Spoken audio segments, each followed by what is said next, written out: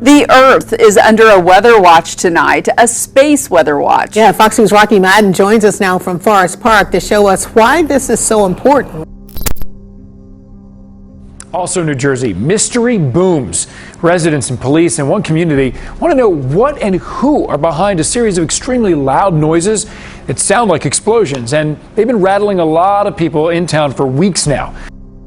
Good morning, guys. I got some trending news this morning, and we're starting with this story that was in the Jerusalem Post that is now being picked up and broadcast all over the place. It's been trending on Twitter since it was posted, and we'll just get into it here. The story quotes the former head of Israel's space program. That's according to Israel's former space security chief. In an interview with an Israeli newspaper, he said the aliens have been waiting until today for humanity to develop and reach a stage where we will understand in general what space and spaceships are. Meet Haim Eshed. Reports claim he was once the head of Israel's space security program. The man recently gave an interview to an Israeli newspaper. What he said was out of the world, quite literally. He said aliens not only exist, but have also made contact with humanity. That should be great news.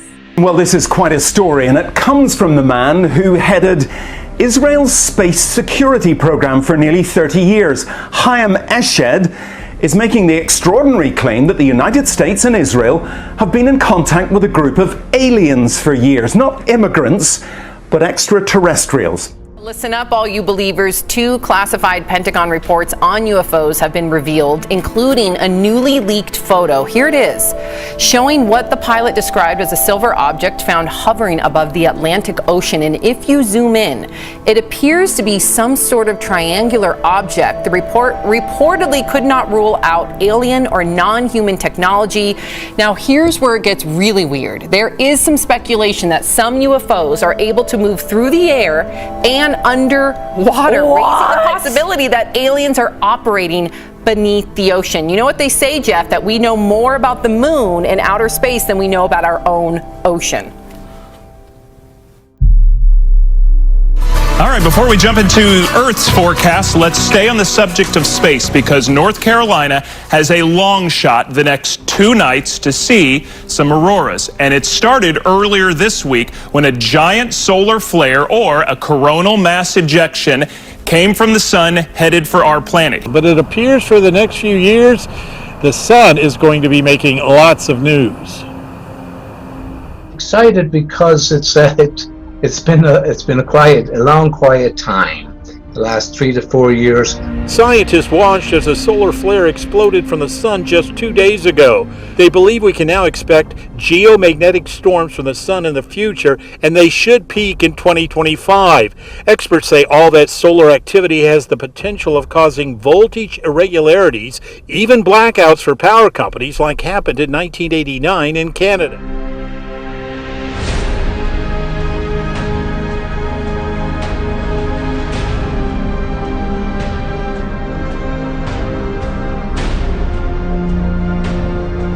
Well, we turn now to a new book that explores what scientists call the 6th extinction, the massive dying off of animal and plant life that is happening today. Up to 50% of all living species are in danger of disappearing by the end of the century.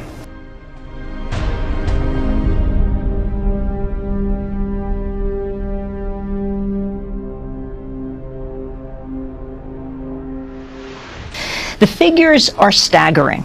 She writes, quote, "It's estimated that 1/3 of all reef-building corals, 1/3 of all freshwater mollusks, 1/3 of sharks and rays, 1/4 of all mammals, 1/5 of all reptiles, and 1/6 of all birds are headed toward oblivion.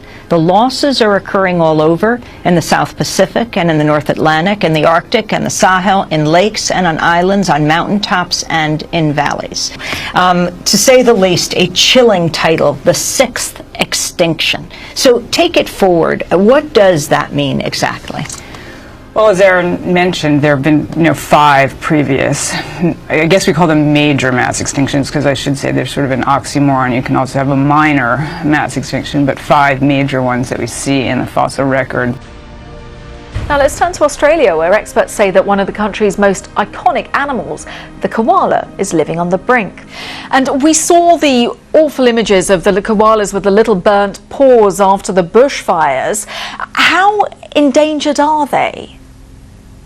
So they are endangered in the way that, they're losing their habitat and they are not coping with heat wave, even less obviously with fire. So they are declining across most of their range.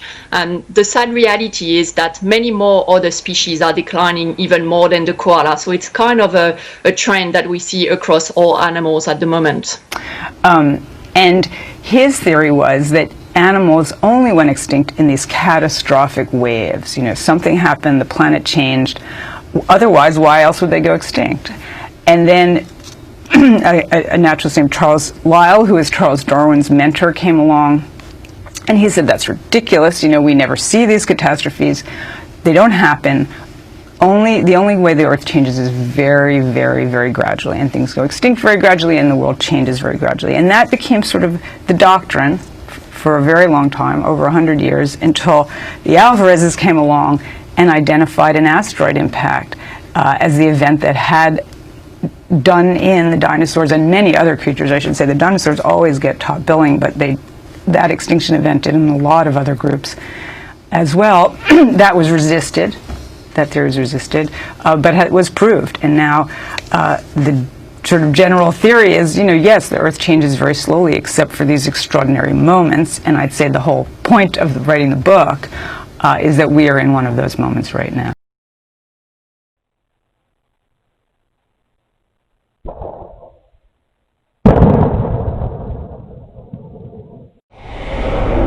We live out here because it's quiet. They say it's disturbing the peace and quiet that people in Mullica Township are used to. Oh my God.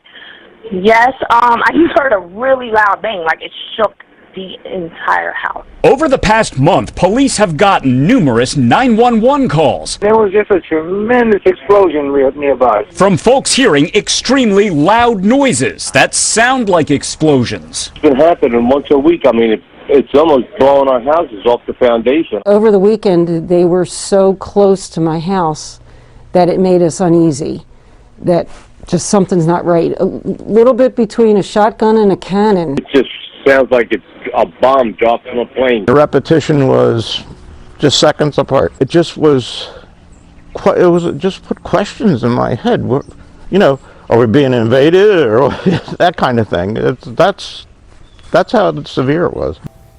Exactly. They're living in the center of Earth, just like they're living in the center of the moon. He thinks they're in the moon. Oh, Jeff has his candy shell He Skittles thinks the moon's theory. inside out. He's not going to let go of that, is I he? like it. I think we have a lot to learn when it comes to alien life. I think it's all been classified for a reason. I think it's dripping out. I think most people know. I think most people think they are. We're starting to. I think we know the tip of the iceberg, bro. All right. Okay. All right. I know we're at a frat bar. Let me turn my hat backwards. Play some darts. Beer pong. I am here to discuss the so-called flying saucers. Since 1947, we have received and analyzed between 1,000 and 2,000 reports. We can say that the recent sightings are in no way connected with any secret development by any department of the United States. That wasn't my forte. But we started seeing things. And once you've seen something, you get addicted to it. You want to see more and more and more. I was born and raised in the Denver area. From the time I moved here, all I heard were UFO stories from the locals, and I just giggle and say, we need a UFO watchtower, never thinking I would ever do it. It's phenomenal at night. You can see every star in the sky. They've had documented sightings in this valley since the 1500s. There are more sightings here per capita than any place else in the world. Now, why they're coming here, we don't know. I've seen 29. The closest one was between here in the mountains and partway down. I called it cigar-shaped. It was narrow, really long, and it went zip like that. It was 11 o'clock at night. We had over a dozen people here. Everybody saw it. A bizarre sighting for football fans during Sunday night's game between the New Orleans Saints and the Indianapolis Colts. An NBC sports camera caught what seems to be a UFO in a beauty shot coming back from a commercial break. When the video is slowed down, what looks like some sort of lit up object can be seen in the sky behind New Orleans' St. Louis Cathedral. Now, we'll let you decide whether this counts as a UFO sighting, but the mystery remains as to what those lights actually were. Now, this former head of a branch of Israel's defense ministry is 87. He was very well respected, at least until now. And he said all this in an interview with an Israeli newspaper in Hebrew, but it's really taken off after parts of it were published in English by the Jerusalem Post today. He says he's come forward now in the hope that his news will be accepted as true. He notes that if he'd made these claims 5 years ago, he would have been hospitalized, but now he says, I've got nothing to lose. Well, so far, President Trump has not tweeted about this, though remember a year ago, he did set up the Space Force as the fifth branch of the US Armed Forces. Well, we did ask the White House, the Department of Defense, and Israeli officials to comment. So far, they have not responded to the NBC News request, and I wonder if they ever will. A lot of people digging into this now and wondering who this official is, who's stepping forward, but apparently this person was referenced in the New York Times about 10 years ago as yes, indeed working for the Israeli Space Agency, but this kind of coming out of nowhere. Well, the retired general says the US and Israel have kept it from the public because, quotes, humanity isn't ready and the aliens don't want to reveal themselves until humanity can evolve, he says, and understand what space really is. I must remind you that we are not making any of this up. These are the words of a man who was the head of Israel's space security program for nearly 30 years. He's retired now and has decided to share a well-kept secret with the world.